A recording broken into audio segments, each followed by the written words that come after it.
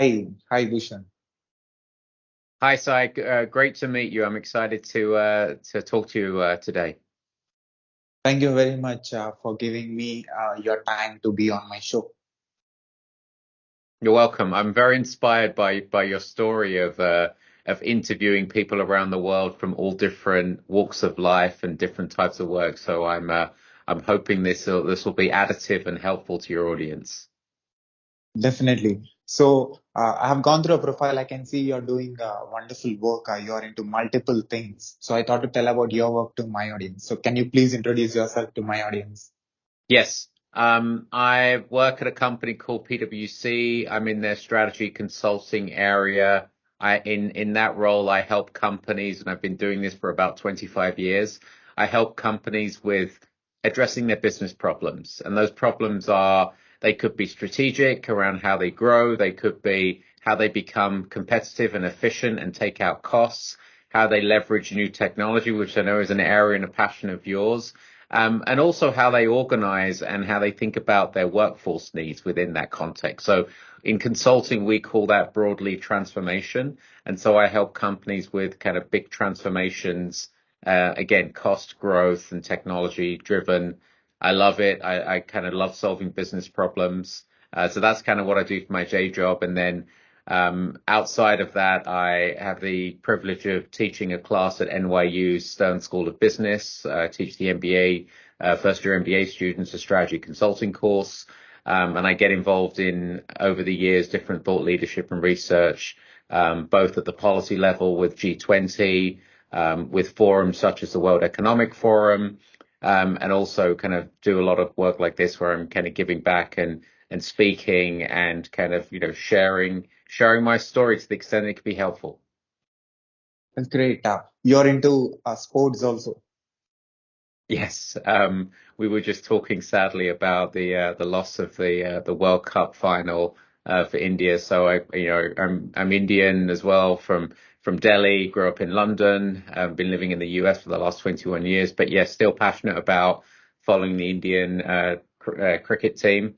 I also follow English football. My team is Tottenham, which is hopefully we'll have a better season this year. And I also for my own well-being and sanity, I run. So I just ran a marathon last weekend in Philadelphia, and I've run 12 marathons and hoping to continue that. I love running. I run pretty much every day. It's an important part of my routine. That's great. Before talking about more about yourself, can I introduce my podcast sponsor? So it's Start Adam.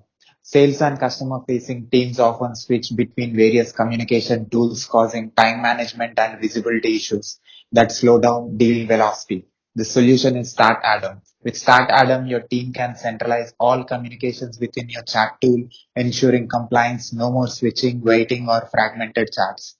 Sales teams reach customers where they are building trust and relationships through constant communication. Plus, Start Adam auto summarizes conversations in your CRM, eliminating data entry and speeding up deals. Join Start Adam today and start building customer relationships with centralized and compliant chat.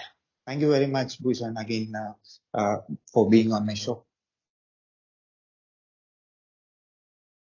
So 25 years of experience in business development and business strategy. So how is this?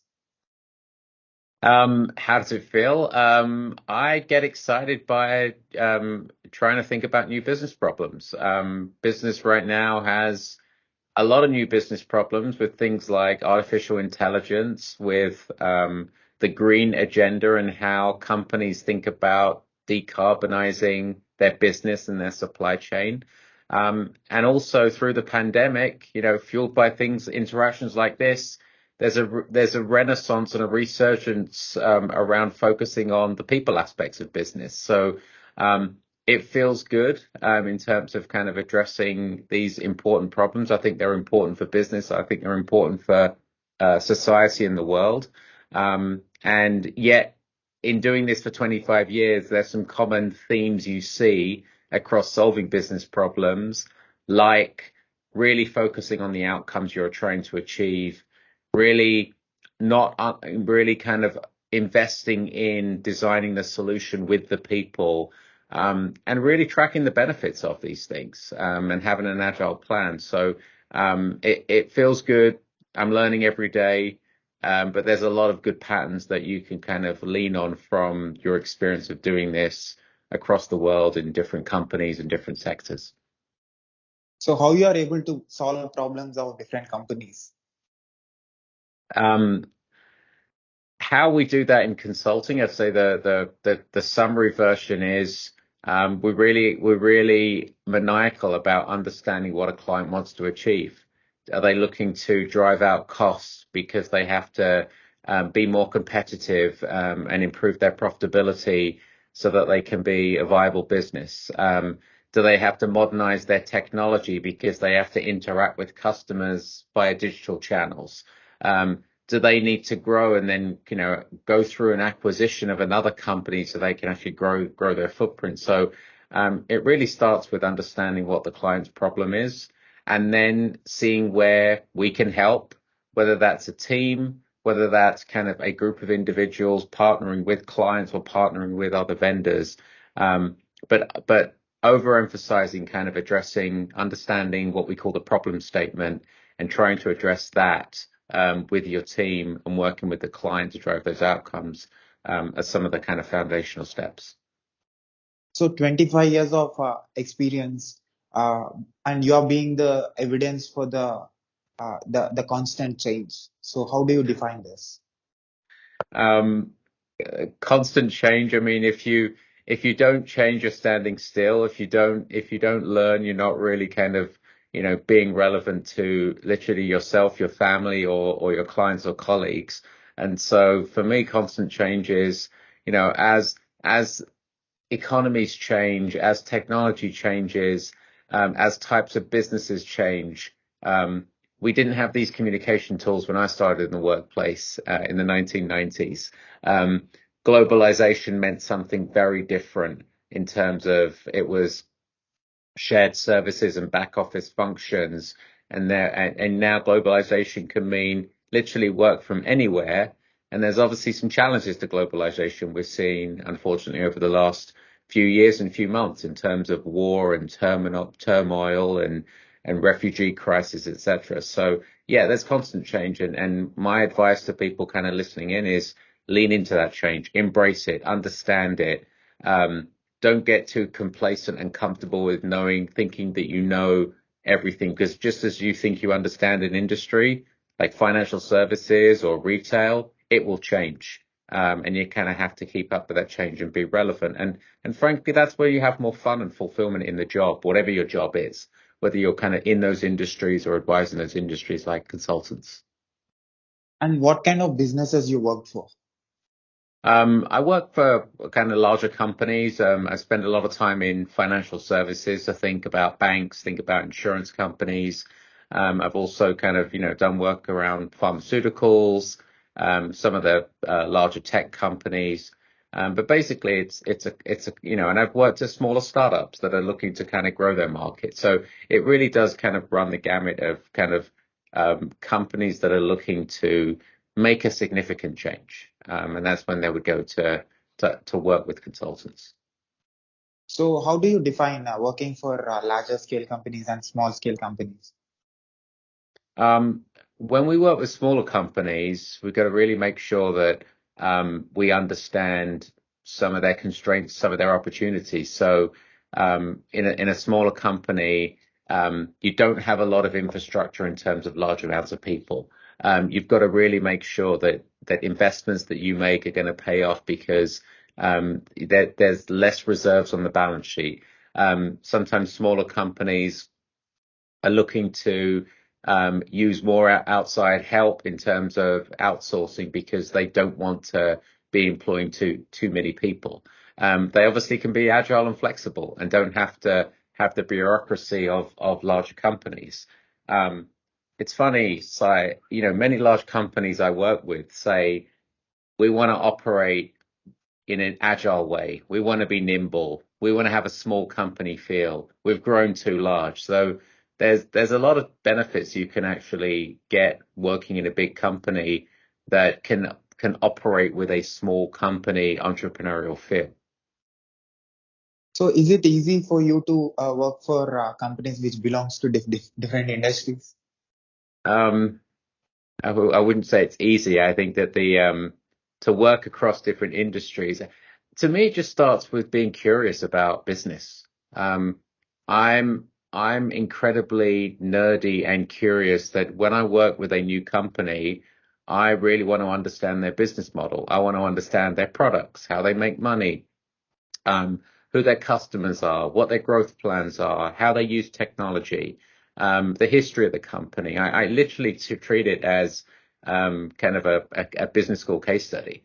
And to me, that if when I'm invested in that, whether I'm solving a technology problem, a cost problem, a people problem, it makes me understand the business and get more context. So there's nothing scary about, we have so much knowledge at our fingertips. If you haven't worked in the pharmaceutical sector, there's a lot of knowledge out there that you can to understand the basics of business models and to say, how do you do R&D? What does sales and marketing look like? How many drugs go through different development processes? What's the regulatory framework?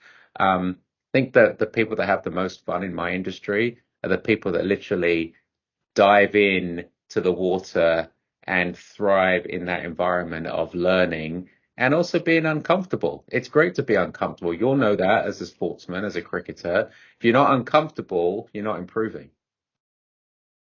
So what made you to become what you are today? What's your background? Um, I think what made me become what I am today is having parents who really kind of focused on education and kind of gave me lots of opportunity to kind of, be who I want to be and be a curious global citizen. My grandfather was a diplomat who traveled around the world, representing India, obviously, but he kind of fueled some of my desire to want to travel and be curious about different cultures. But yeah, I took accounting and economics and then moved into consulting, started in kind of finance process reengineering, and then moved into different areas around the people side, the operating model side.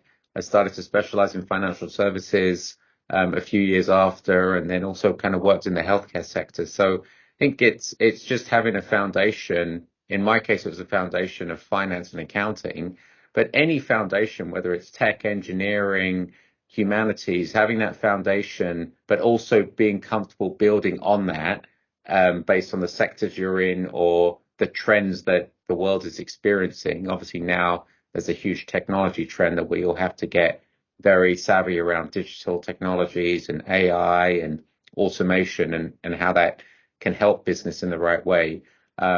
It's the background's important, but it's what you do. It gets you in the door, but it's what you do on the job and how you learn and thrive that I think is as important. And also, you saw the evolution of the technology, and 25 years back, it was different, and today it's different. So how do you define this change that happened in this 25 years? Yeah, I like Where that we are, question. yeah, where we are today. Yeah, where are we today? What's common is whenever new technology is introduced, there's fear, there's anxiety. What is it going to do to me in my job?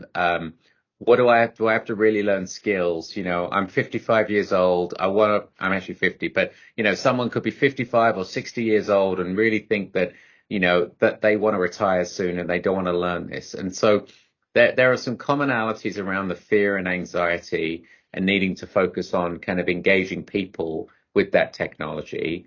There's also a lot of hype. I remember Y2K, which was basically everybody thought at the end of 1999 that computer systems around the world would malfunction. The ATMs would not work. Our clocks wouldn't work. There'll be problems with the airlines. Huge companies that have got reams of data would not be able to understand those because they were coded in a different way. The clock ticked to midnight in the year 2000 and everything was totally fine. So there's a lot of hype and fear around certain technology. There's obviously a lot of hype about AI and its benefits right now. So I think we've got to understand that technology is going to continue to innovate. It's going to be here to stay. AI will take many different forms in businesses and in our lives, and in the lives of government and in the minds of criminals and bad actors as well. And we need to kind of think about that. But the commonalities around technology is we overhype the benefits. We have to think about user experience and bringing people along and managing that fear and anxiety. And to the points made earlier, as soon as you feel comfortable with the technology, it's going to evolve. And what you like to solve? What kind of problem you want to solve? I want to solve problems that actually make the world a better place.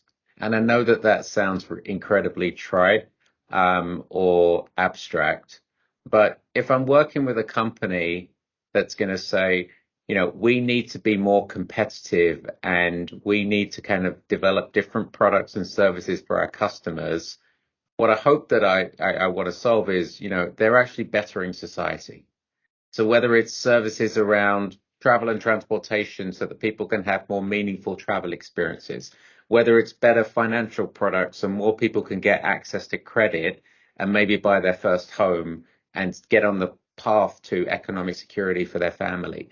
So I want to solve problems that are meaningful to my clients and to business.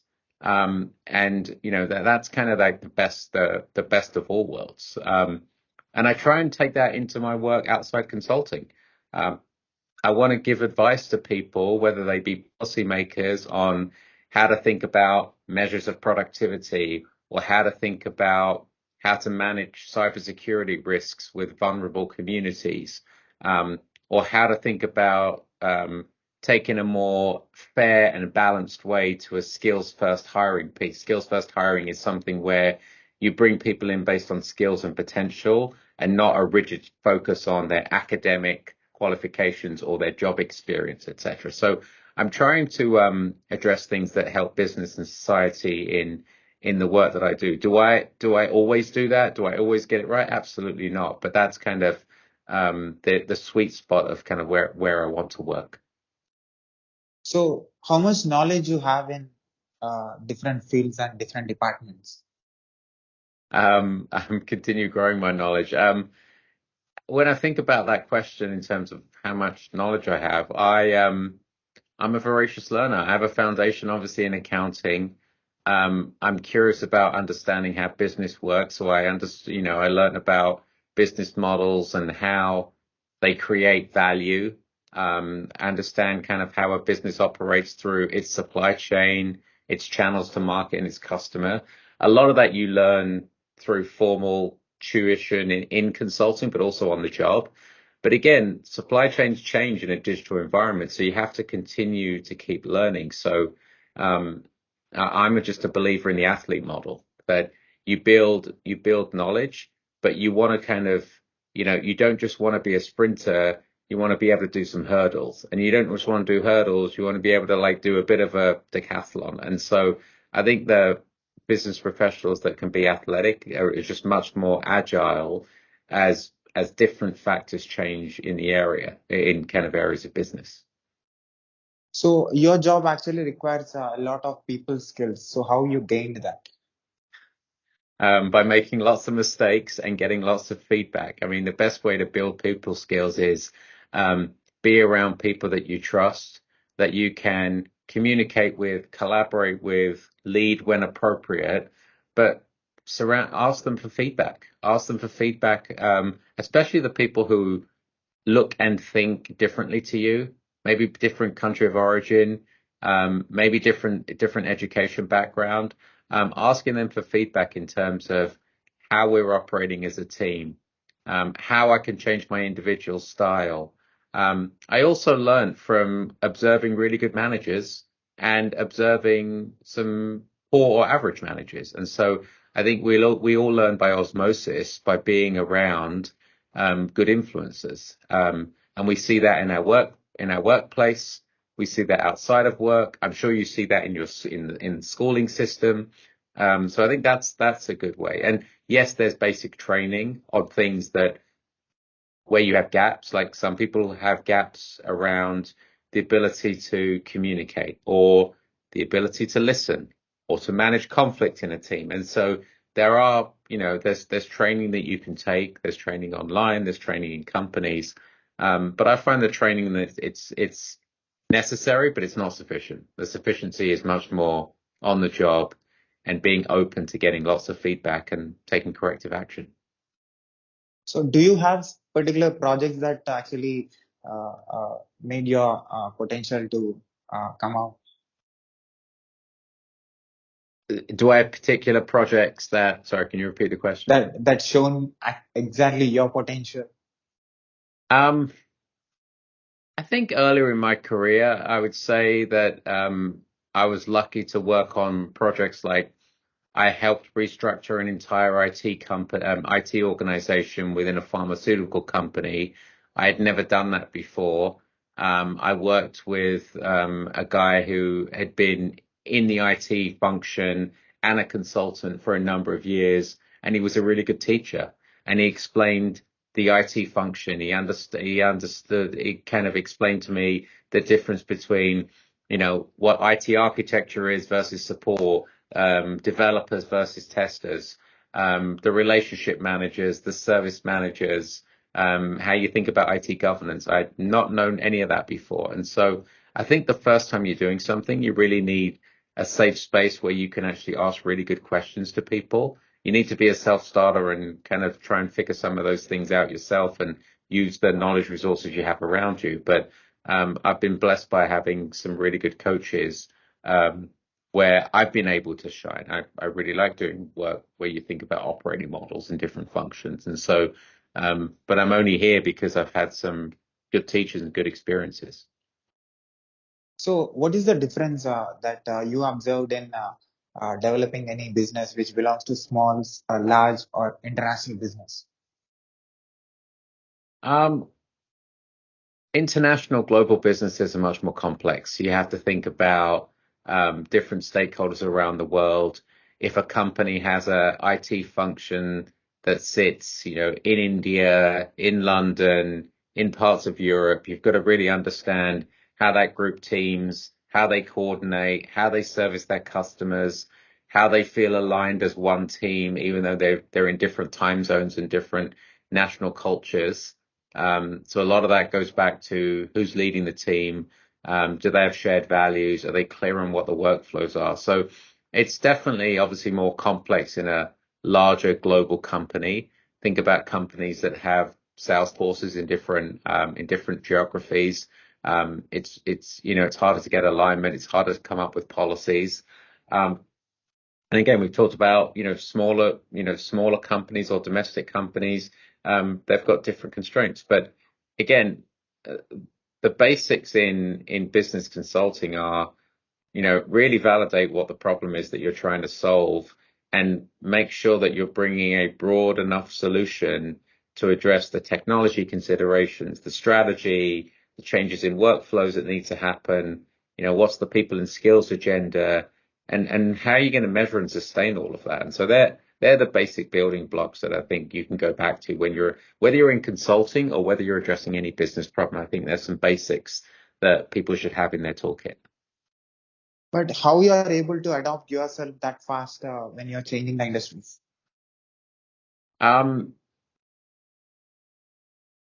Sometimes we only change when we're forced to. And so if you're in a business, whether you're a gig worker or whether you're a consultant and you're going to work with different companies, you may be doing a 3-month project here, then you go do a different project for 6 months in a different industry with a different set of drivers. You have to, one, be confident that that you've got transferable skills, and two, you have to prepare and understand more about the industry, and what the clients are looking for and what value and outcomes and success looks like. It sounds much more frightening and scary if you haven't been in it. But it's like anything. It's like, swimming is really difficult or cycling is really difficult if you can't ride a bike, or if you can't swim. It's much more difficult when you're 45 than when you're 21. And so kind of getting into that early and understanding, yes, we can work with different clients, we can solve different business problems. It just builds confidence. And so again, there's a lot of people in a lot of industries that work on multiple sets of work that have broad transferable skills. And I think that's, for me, that's the future.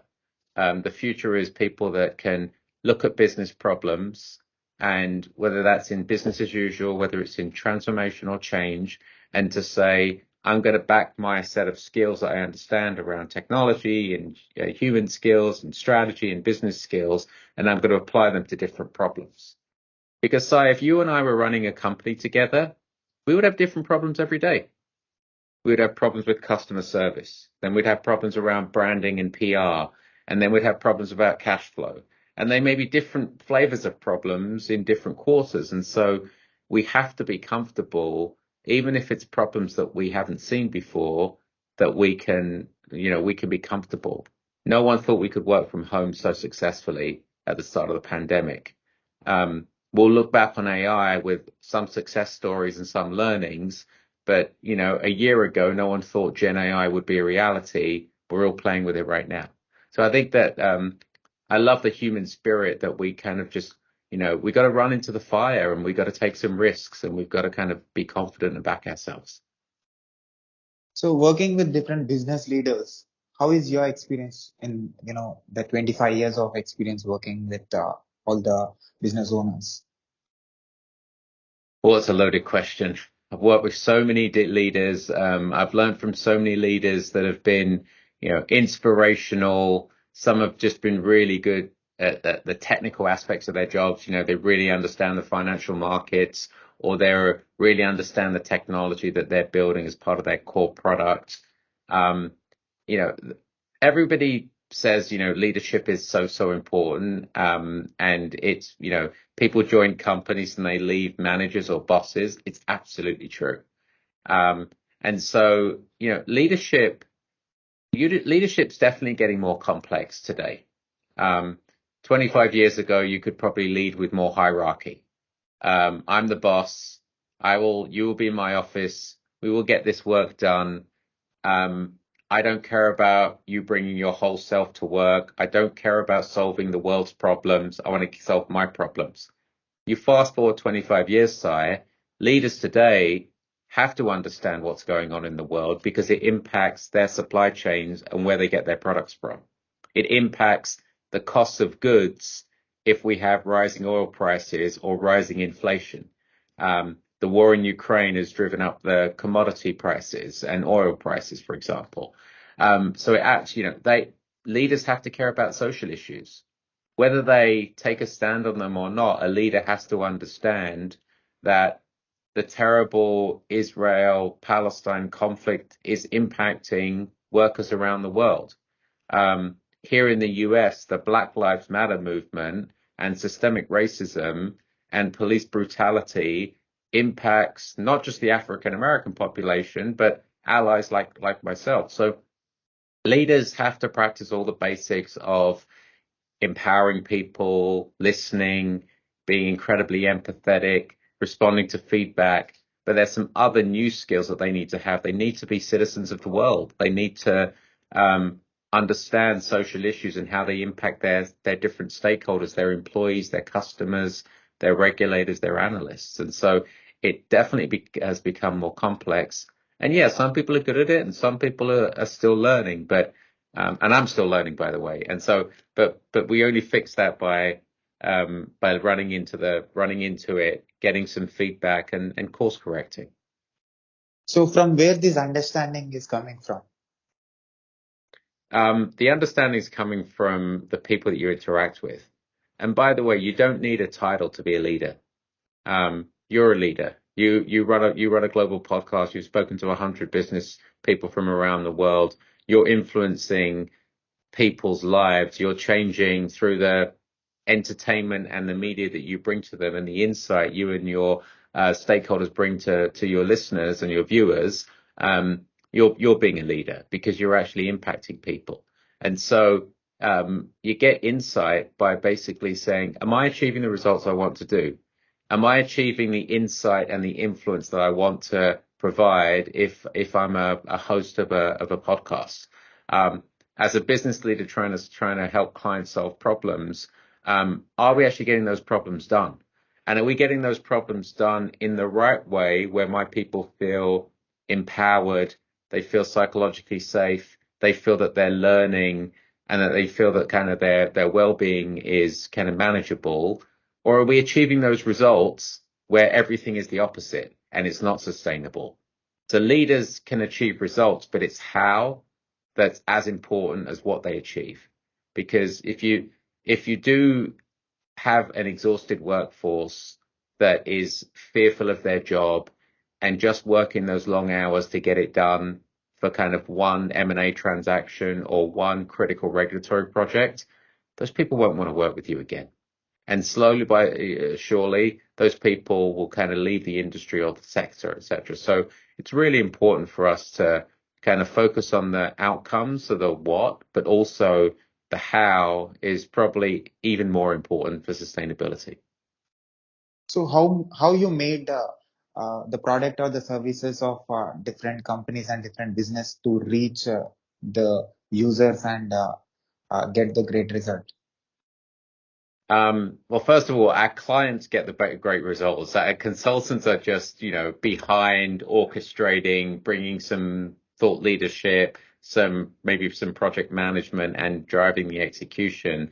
It's our clients that are achieving the great results.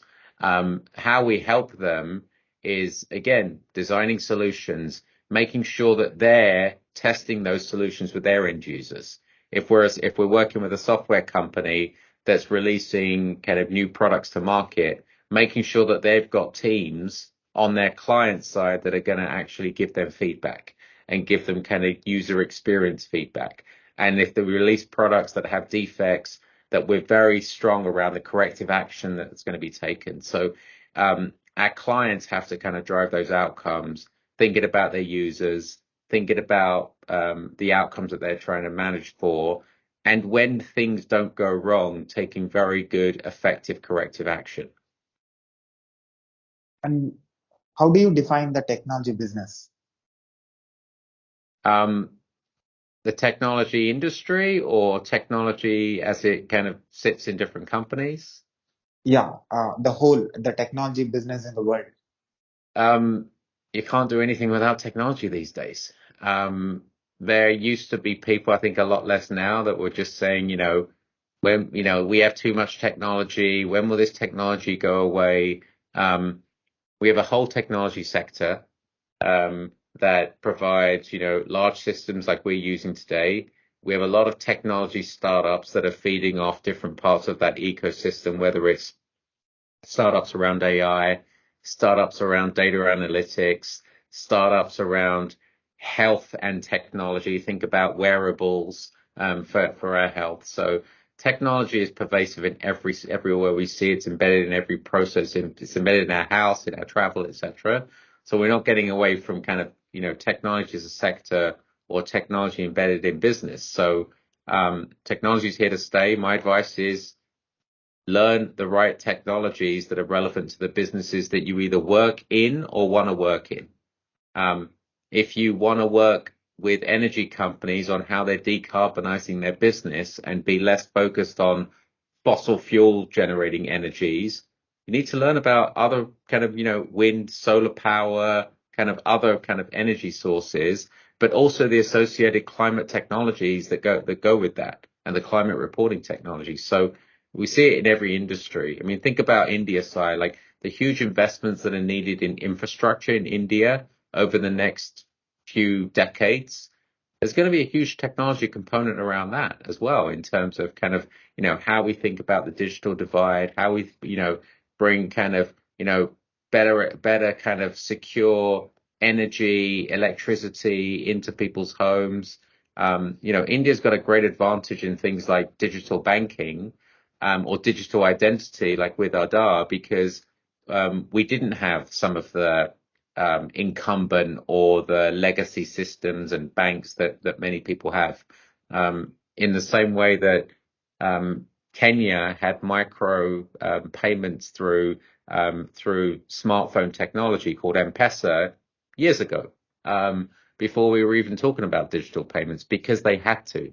So sometimes we innovate through technology out of necessity. Back to the example of the farmers in Kenya, we're kind of transferring this, on digital payments, and I know that we do similar things in India. So, working in different businesses, how do you understand the natural resources and how that is going to impact the global businesses? Yeah, so depending on the industry sector you're in, you have to understand. So it goes back to, for me, it goes back to the supply chain of a business. If I'm working in automotive, I want to understand the production process for the components that got into the cars. So kind of, where are they getting everything from, the metals, the rubber for the tires, but also the electronic components, because increasingly cars are internets on wheels. So I really need to understand kind of those, kind of the production and the supply chain and what goods need to be produced and then assembled into a car, an electrified car, if you will. But to do that, I need to understand the natural resources. So where are they getting the chips from, the semiconductors that, have components of lithium in them? And lithium is a natural resource that is scarce. And, you have to go to places like China, or a place I went recently was Bolivia, which has a huge amount of lithium. So again, my point there is, we don't start by saying, I need to understand natural resources and the environment for the sake of it. We start with, what's the company that I want to work with or for, or what problem am I trying to solve, and how do I deconstruct a value chain of a business, and in that example, an automotive company, to say, I want to understand where production is happening for some of these critical components that need to go in the cars, like the semiconductors and the chips, and kind of understand the impact of natural resource scarcity. So, which businesses makes you put time and makes you wake up in the morning and do it? Um, I have been working with the financial services industry for probably about 12 years, ever since the 15 years, ever since the financial crisis. I find the financial services industry fascinating. I think, contrary to what people believe, I do think it actually solves big problems in the world, because if you can give people the dignity of credit to start their first business, if you can give people the ability to save and accumulate wealth through retirement funds, as an insurance company does, or just accumulate kind of, deposits so that they can actually save for the down payment and through the right investment vehicles, because, the majority of us accumulate wealth very slowly. And so I do think that there is a huge responsibility for financial institutions. They impact every one of our lives. And so I'm very passionate about working with financial institutions, including the digitization, including kind of what we think about in the future, digital currencies. And the other thing is, I work with a lot of global institutions, and so I like working with global businesses. I kind of think of myself, I wake up every day thinking about the globe, even though I'm a US and a UK citizen, and I'm a permanent Indian resident as well. I do wake up thinking about the world and kind of, deconstructing kind of my clients' businesses into kind of value chains that we talked about, which typically originate and operate around the world. So, what are your qualities that made you to be, an expert in what you're doing? Um, I'm not an expert. I'm very fortunate. I'm surrounded by good people. I think the qualities of someone who's successful or wants to even enter this industry is innate curiosity and the willingness to learn, surrounding yourself by good people that you can learn from. And so asking people to be your mentor, asking questions. I used to sit around the dinner table asking my father lots of questions about the world. I do that now. I like write down questions that I don't know the answers to when I hear them in meetings, and ask people, or try and Google the answer, or do my own research. I do that now, because I just love to learn. So I think the traits of curiosity, surrounding yourself by good people, and then working hard at what you do, like whatever it is that you want to do, whether you're working in business, whether we're talking about our activities outside work, whether it's cricket, running, football, like be the best you can be. Put in the work, learn it, try it. Don't do it in a kind of a half-baked way. And to the point we talked about earlier, whatever you do is going to change. So just be agile and look for feedback from people to see, what you can do differently. So how to do a global business? Um, to be successful in global business, you have to really have a global perspective. You have to really care about being a global citizen. So what do I mean by that? Understanding that what happens in one part of the world will impact the other.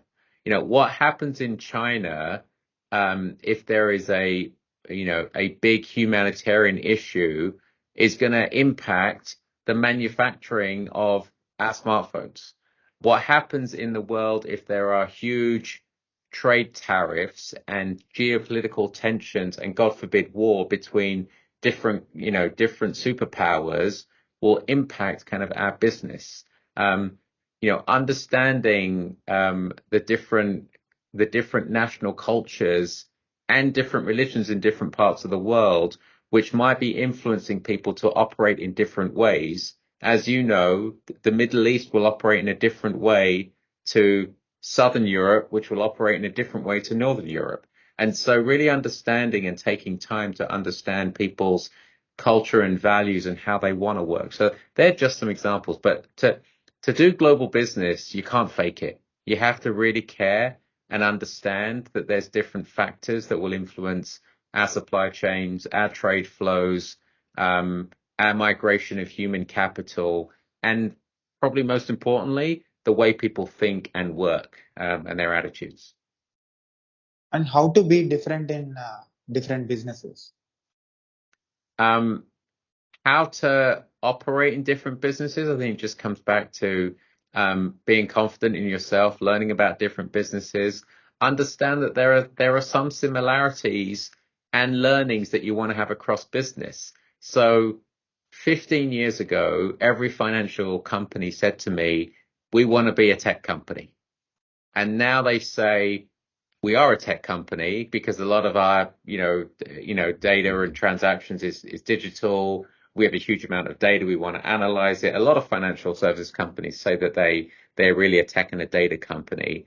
And so really understanding across different sectors what you can bring and what you can learn across. So which is easy for you to work in a company where it is already built, or in a company that is being built? It's definitely more exciting if you're working in a smaller company that's growing, that is trying to grow market share, think about new products, invest in new technology, maybe only has a few hundred employees, and I've worked for one of those, consulted to one of those companies, in the financial, in the fintech space, a couple of years ago.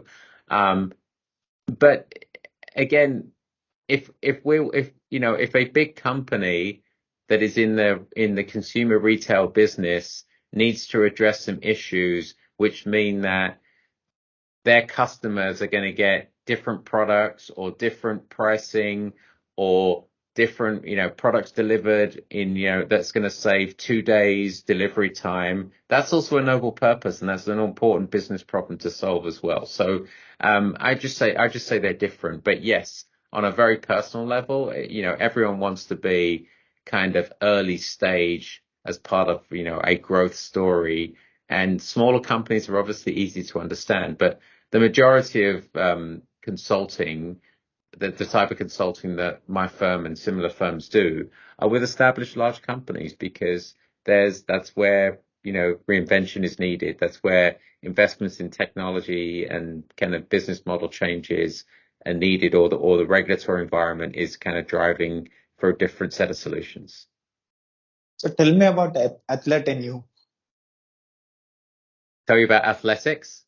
Yeah, the runner in you. Yeah, I'm 50 years old. I've run 12 marathons, and the first one I ran was at the age of 40. So I decided to get into running.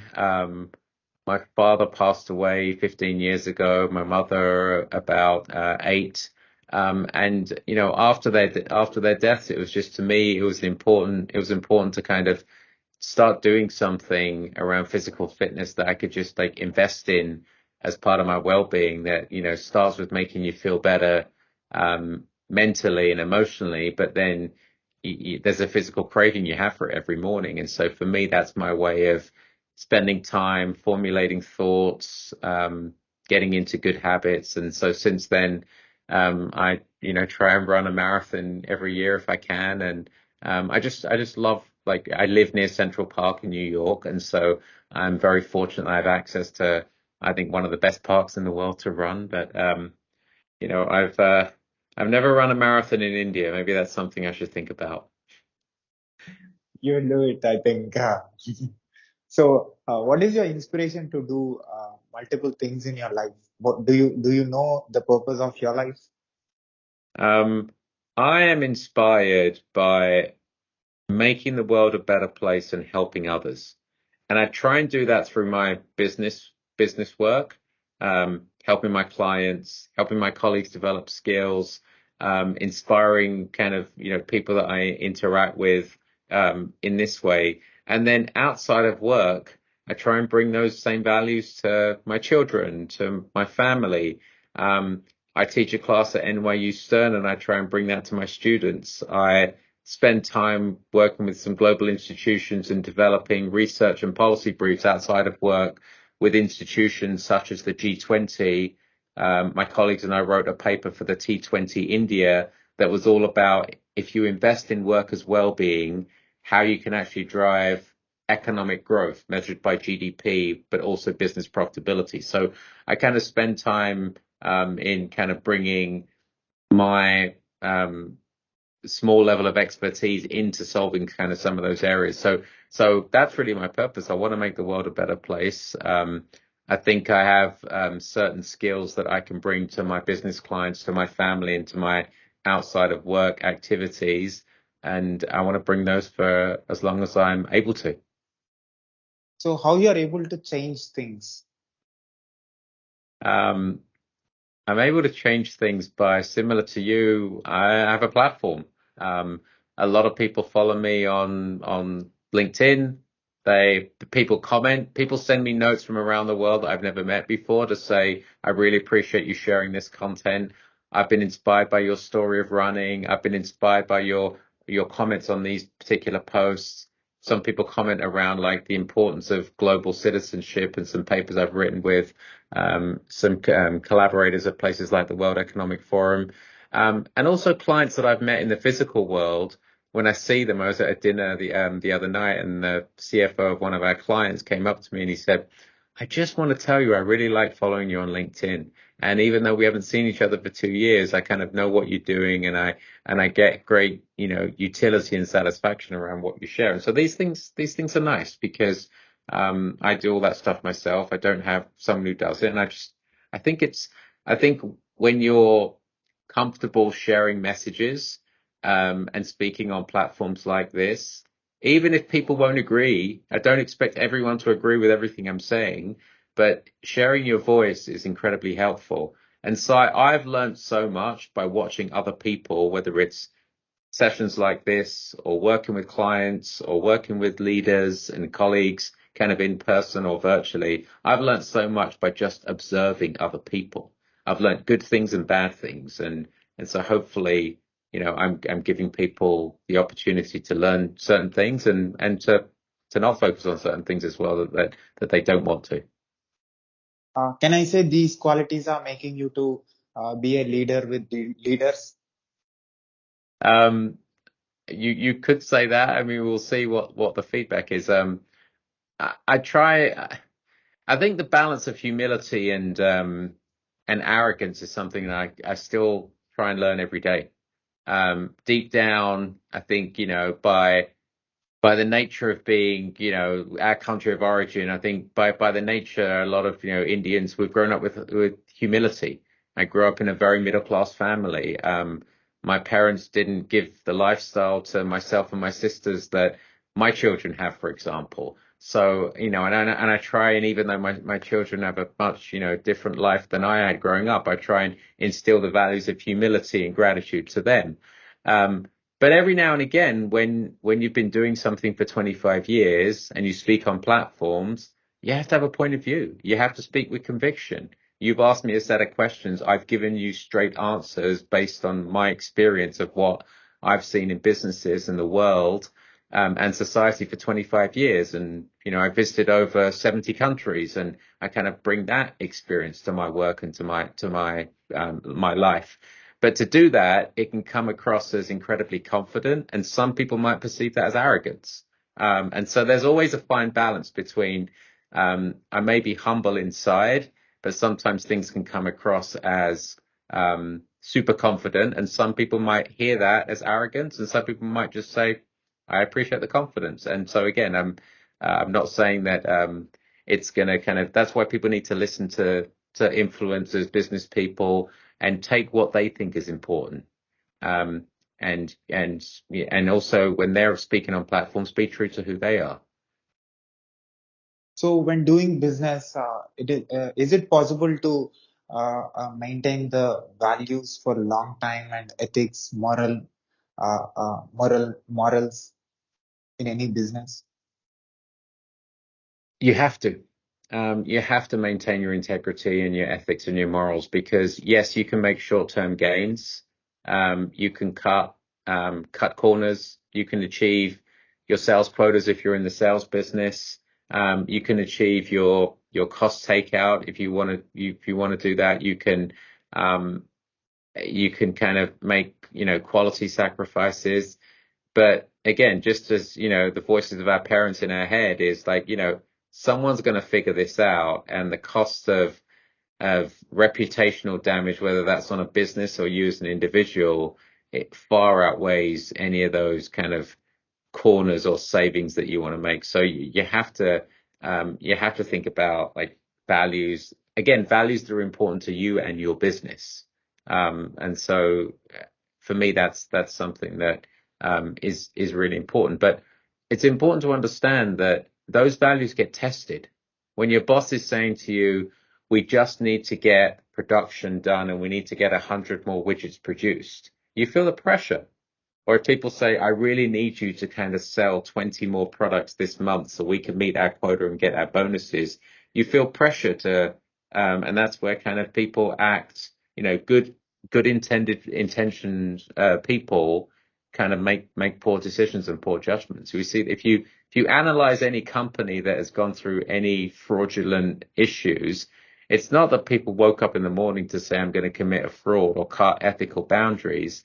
It's part of the situation and the pressure they felt, and maybe they felt coerced. So even though it's easy to sit on platforms like this and say values are important and you should never compromise those, history has shown us that there's always pressures and there's always challenges around that. So what we are giving as a global citizens, as a responsible citizens to the next generation, the same planet?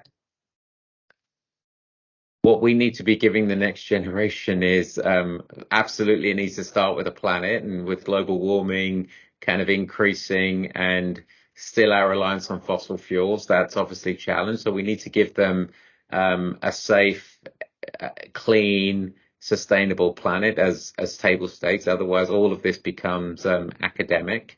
But we also need to give them hope that, look, I've grown up with a lot of racism, first generation Indian living in London. There was a lot of integration issues. What my hope is this next generation isn't so divided. And even if we're divided on politics or divided on foreign policy, that we can still come together, that, 20 somethings, teenagers, next generation, whatever colors, whatever religions, they can actually come together and actually see the commonality and see kind of the human in all of us. That's what we need to give. But it also starts with our world leaders. Our elected officials need to kind of embody those values. And as you and I know, there are a bunch of world leaders, local leaders right now that are really focused on country or state first. And that, for me, that's very dangerous. And I'd love to see the concept of global citizenship more embraced by more people in powerful positions, including business leaders, including entrepreneurs, including investors, and also kind of elected officials.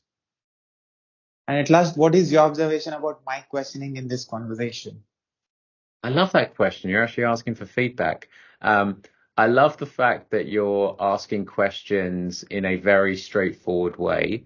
How do you work with small companies versus big companies? What are your thoughts on technology? So it's very easy to consume. But I want to hear more of your opinion. You have a story. You're a technologist. You're an entrepreneur. You're an influencer. You must be incredibly confident in yourself that you've spoken to 100 people and you put yourself out there on a platform like this where some people are going to like it and some people are not. And some people are going to tell you they don't like it. And you've got to be very resilient and thick-skinned. So I'd love to hear more of your story and your reflections. And you have seen my project, me talking with different country people, and you saw what I'm doing. So what is your observation about it? Because you have done a lot of work in your life, working with different businesses and business leaders. So how this is going to be helpful for me in coming Yeah. years? As we said in the earlier discussion, I get a lot of requests to do a lot of kind of spoken things. I choose things that are important to me from a personal values, etc. And anything that relates to younger people, anything that relates to kind of global, I'm all in terms of giving back. So I think it's amazing that at your young age, you feel confident. In addition to doing a full-time job, you feel confident at creating an experience where you've kind of spoken to 100 leaders. And again, not just business people, but people from civil society, all walks of life. And you're sharing those stories and you're giving them a platform to share their stories. And that's going to be helpful to lots of people around the world who think and kind of connect with those types of people, like people who want to go into law enforcement, people who want to go into technology, people who want to go into consulting can be inspired. So I was intrigued and attracted by the proposition, and that's why we're having this discussion. So congratulations on doing that. Make sure that kind of more and more people are hearing kind of the stories and the key messages that you want them to take away.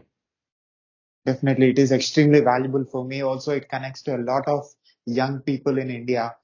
Your words will inspire them, and even small amount of people becomes and develops themselves and grow in their life because of the words that you said. You would be the reason for the change, and I will be the reason for the trial. Thank you. I really appreciate that. Can I put this video on my YouTube channel with your permission? Yes, absolutely. Also, can I put this audio and video clip on my podcast, website, internet, social Yes, media, everywhere with your yes, permission? please. If you need to edit anything, absolutely as well. Thank you again for your valuable time and your presence and the great experience that you have shared with my audience. No problem. I appreciate it. Yeah, bye. Bye. So we stop recording. Start Adam. Sales and customer facing teams often switch between various communication tools, causing time management and visibility issues that slow down deal velocity. The solution is Start Adam. With Start Adam, your team can centralize all communications within your chat tool, ensuring compliance, no more switching, waiting, or fragmented chats. Sales teams reach customers where they are building trust and relationships through constant communication. Plus, Start Adam auto summarizes conversations in your CRM, eliminating data entry and speeding up deals. Join Start Adam today and start building customer relationships with centralized and compliant chat.